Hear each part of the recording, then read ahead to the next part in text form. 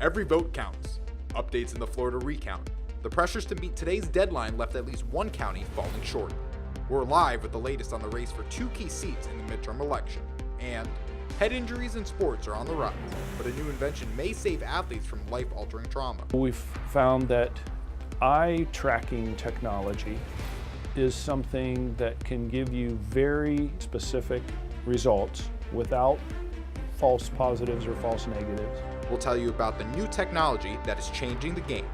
Plus, a cutie named Sushi. People who I don't even know will come up to me and be like, "Is that Sushi from Instagram?" We'll introduce you to one dog who has gone viral for his adorable looks, but he is so much more than just an adorable companion. NewsVision starts right now.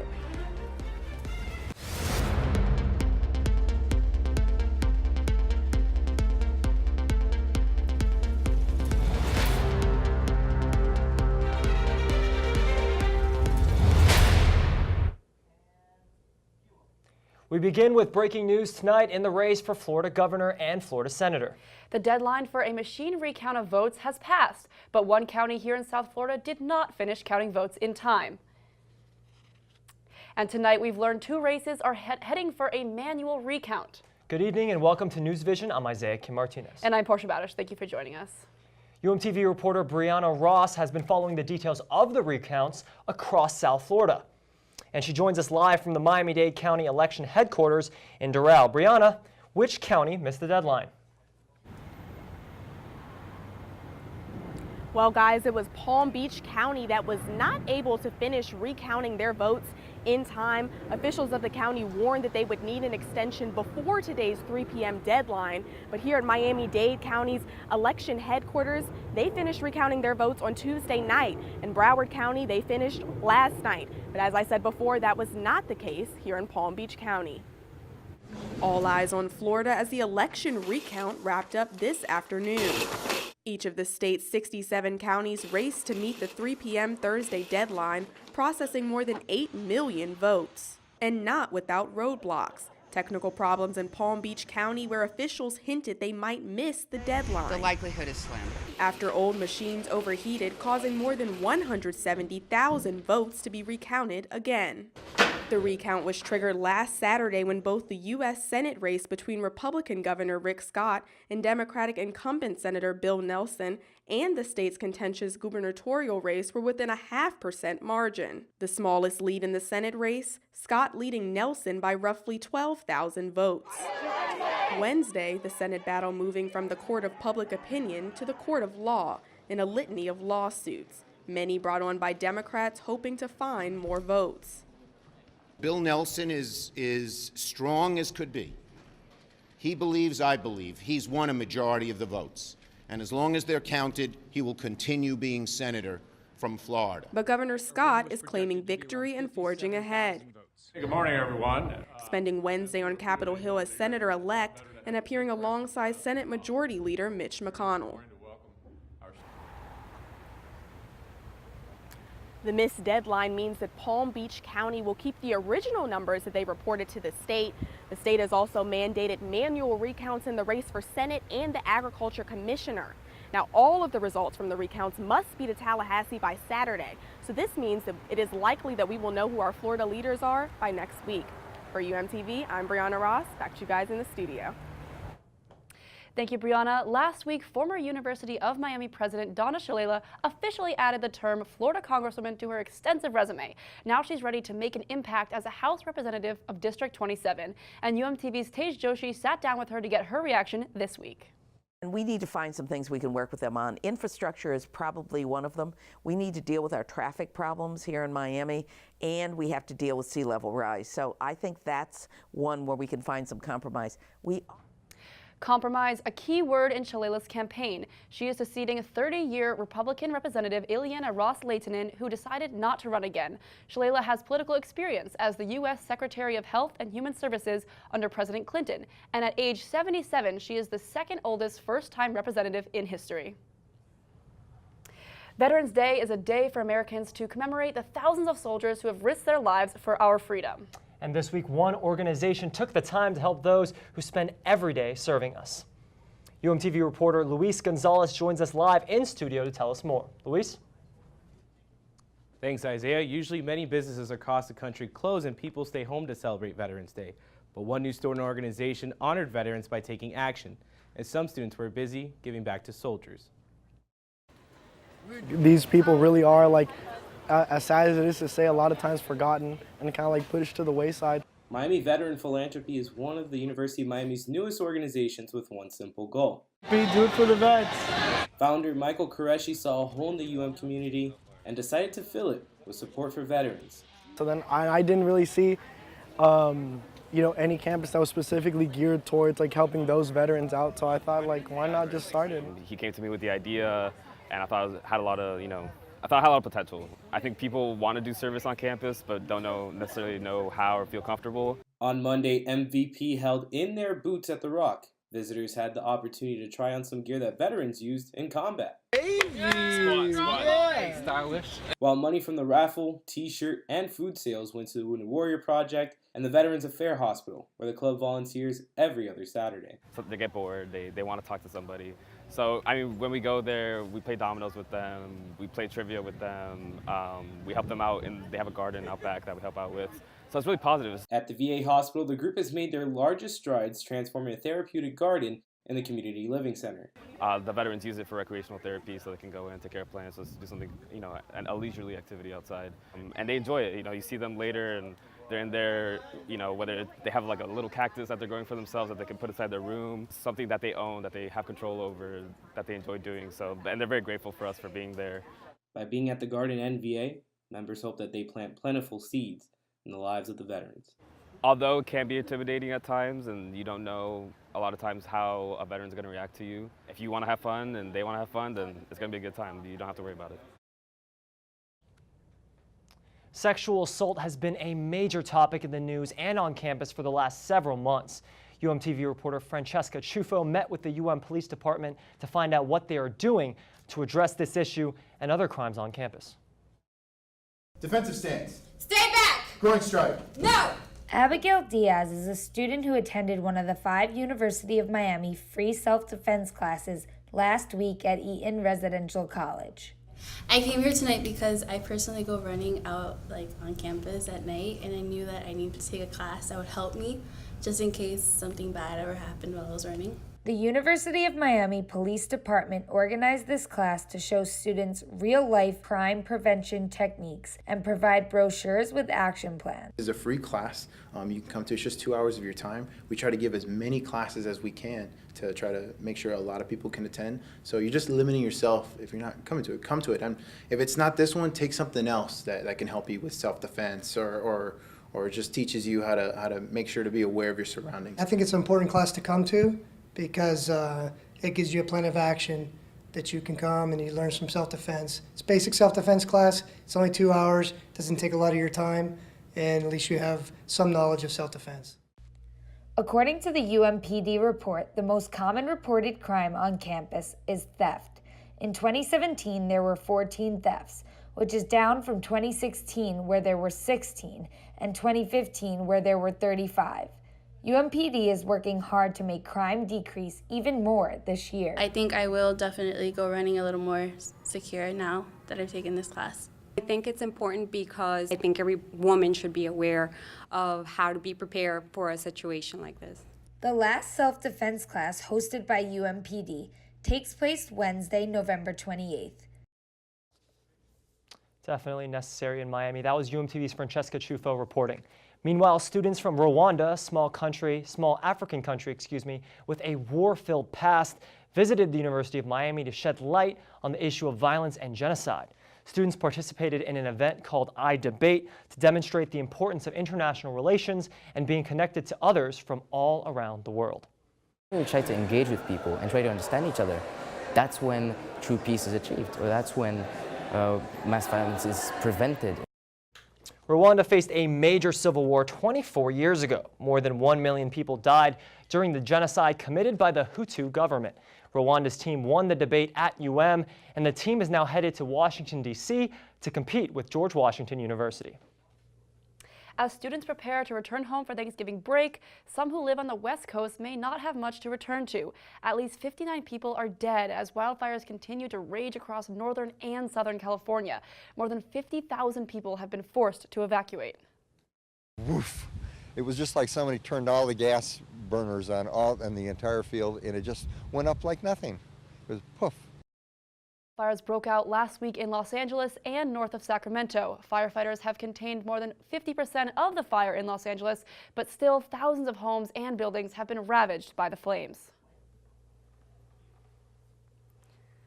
It's so sad when you look at the pictures of Malibu, and I'm so thankful for those firefighters. I know wildfires have been such an issue in California, but I mean, to see the death toll raise over 40 is honestly, it's unbelievable. Deadliest one in history. Yeah. Deadliest one in California history, that's right. There's two fires currently going on in California. We got the Camp Fire, unironically called the Camp Fire because of where it started. 140,000 acres, it's about 40% contained. That's the one that killed 59 people. And then down near Los Angeles, we have the Woolsey Fire, 98,000 acres, 57% contained. Now, when we want to put out a fire, what we want is a lot of moisture in the atmosphere, and we want winds from the west to bring that moisture from the ocean over land. Now, running the model out a week into the future, we can see that really the situation isn't going to change up until around Thursday. That's Thanksgiving Day, when maybe we have this low pressure system right here bring in some atmospheric moisture into the equation. But until then, we're going to have to keep watching this fire. It's absolutely heartbreaking, the pictures coming out of there. What we're tracking currently after the break, a winter storm in the northeast is bringing some snow to the northeast, first of the year actually. When's that cool down going to arrive? It's been pretty hot and humid the past few days, and we in Miami want that cool air. And then your Thanksgiving travel outlook, a lot of us at university have been traveling and will be traveling this holiday season, so we'll talk about that. Guys? Sean, that turkey is amazing. Yeah, no, that's the best thing we've had on weather for a long time. That got me so excited for the holidays. I love it. Peeking out from the corner, that's great. Amazing. Oh my God. And coming up after a short break. Thousands of people gathered in Miami recently carrying colorful flowers to raise awareness for one tough disease. We'll have details in just a minute.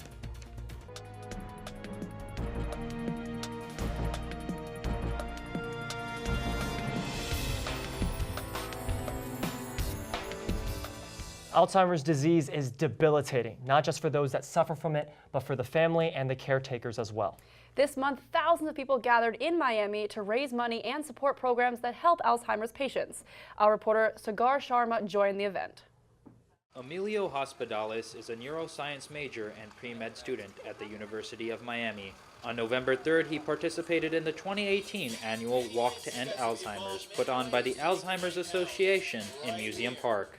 We're just trying to bring awareness to ageism, the process of biological degradation of the elderly population. One subset of ageism is Alzheimer's, a type of dementia that causes issues with memory, thinking, and behavior. Almost 2,600 participants gathered to walk in support of research for the disease this year. Some special guests also made an appearance.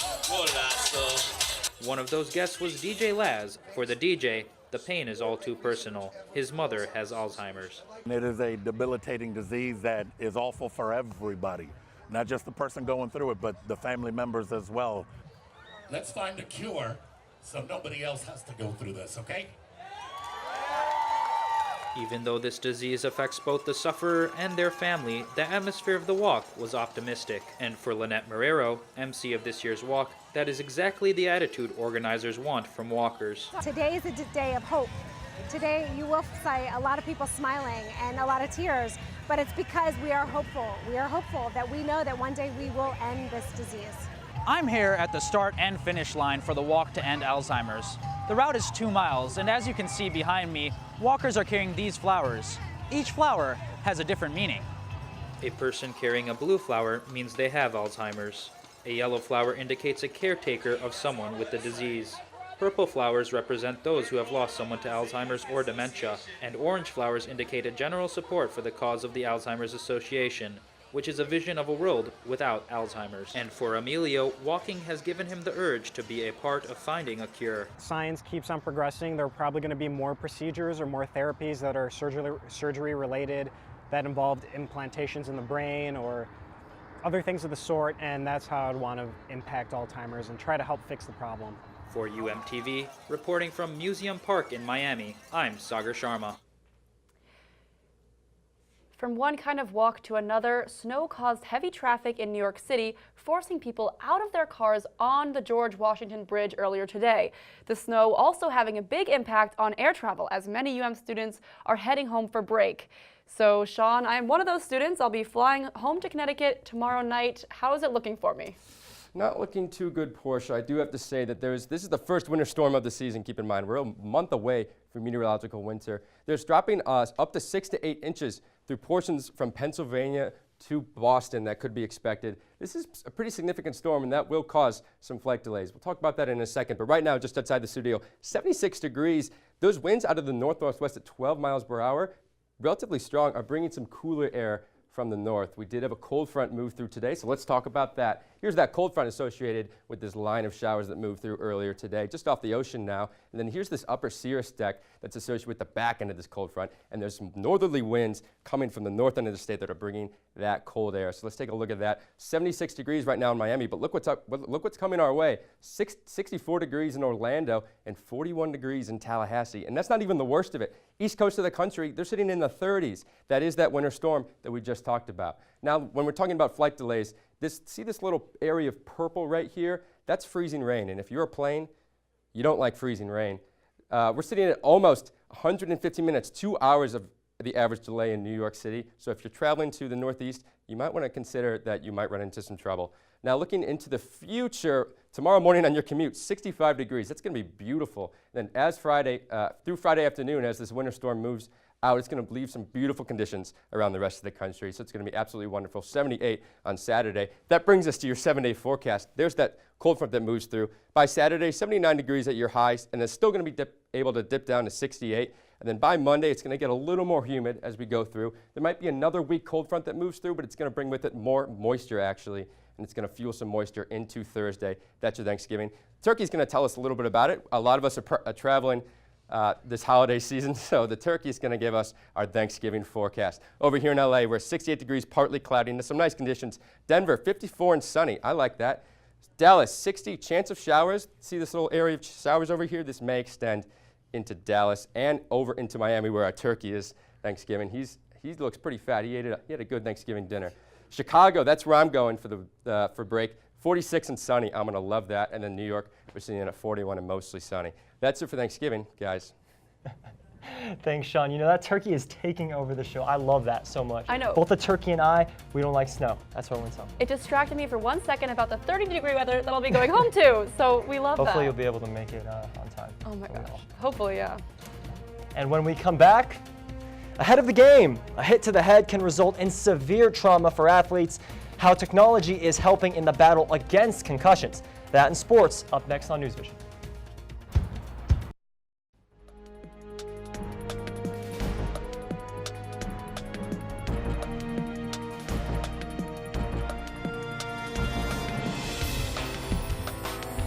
Thanks for staying with us. I'm sports anchor Grace Smith.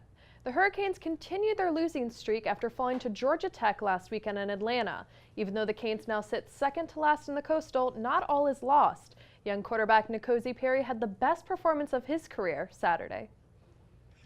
Perry went 14 for 23 for 165 yards passing and no interceptions, completing about 60% of his passes. Perry gave Miami a fast start by completing a 27-yard pass to Jeff Thomas on the first snap. The drive ended with DJ Dallas completing a 1-yard run for the first score of the game.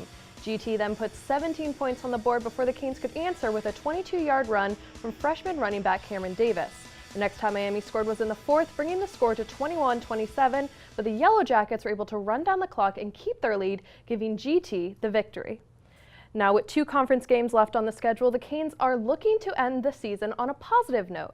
Head coach Mark Richt sees a growing maturity in his young quarterback and is looking to capitalize on Perry's growth against Virginia Tech this weekend. I like when I was communicating with him in between plays. He could recall what's happening. He could tell you what he did and why he did it and what he saw. And he was on top of it. The Canes will play ACC rivals at Virginia Tech in Blacksburg, Virginia this Saturday at 3:30 as both teams look to come out with a long-awaited win. Now, researchers at the University of Miami are working towards new technology that will change the game for concussion detection.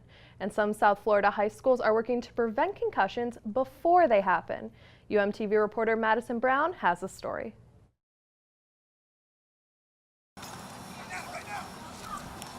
This football practice is different from a game for one main reason. The players don't tackle during practice. Head coach of the American Heritage High School football team and former NFL player Pat Surtain says the tackle-free method is called thudding. I know a lot of concussions are caused from helmet to helmet, but also a lot of concussions are caused from the head hitting the turf. So we try to keep guys up, use our shoulder pads, eyes up. I figure that's the best way to practice, and it keeps guys healthy throughout the season. Coach Surtain and the head athletic trainer Frank Milan take safety seriously. If they suspect a player might have a concussion, they pull them out of play for a SCAT-5 test. SCAT-5 stands for Sports Concussion Assessment Tool. Can you process new information by creating new memory or remembering things like what are the months of the year prior to? And then some things are observed. Does the athlete appear to be off balance, or do they seem to be slurring their speech? After using SCAT-5 to determine if the player may have a concussion, the trainer performs the impact test post-injury. It's a computerized assessment test. It's been around for years. It's been developed as kind of the gold standard for more definitive assessment of the concussion. Each player undergoes a pre-injury test at the beginning of the season, and then a comparison is made to determine what changes occurred from the injury. The player is then referred to a medical professional for formal assessment and testing procedures. The impact test has some limitations because of its reliance on an accurate preseason baseline test. Dr. Jillian Hotz from the University of Miami Sports Medicine Institute heads a clinic for all trainers at Miami-Dade public schools to refer their injured athletes. Jim Buskirk, a physical therapist and exercise physiologist, works with Dr. Hotz and has been studying concussions and working towards a better way to identify them for more than 30 years. Dr. Buskirk and other researchers are hoping that these goggles will be the new standard in concussion assessment. We've found that eye tracking technology is something that can give you very, very sensitive and specific results without false positives or false negatives of about 95%. And that's really, really good. In medical, I'll take that all day long. The eye-tracking goggles could change the game for concussion detection and keep athletes safe. Reporting for UMTV, I'm Madison Brown. I love football, but to make the game better, we have to make it safer. I know, I love that they're actually, taking initiative to make it safer.